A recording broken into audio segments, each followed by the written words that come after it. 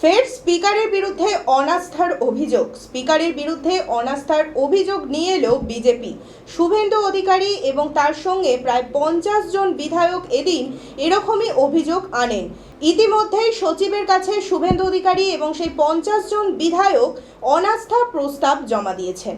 BJP সদস্য হিসেবে ঘোষণা করলে কেন অধ্যক্ষ জবাব দাও, বিরোধীদের বাকরুদ্ধ করছো কেন অধ্যক্ষ জবাব দাও, বিরোধীদের কথা বলার সুযোগ নেই কেন অধ্যক্ষ জবাব দাও, অবিলম্বে অধ্যক্ষকে বরখাস্ত করতে হবে, দলবাজ অধ্যক্ষের বিরুদ্ধে, দলবাজ অধ্যক্ষের বিরুদ্ধে এই রাজ্যের গুরুত্বপূর্ণ ইস্যুতে বিরোধীদের বলার সুযোগ নেই কেন জবাব চাই, জবাব দাও।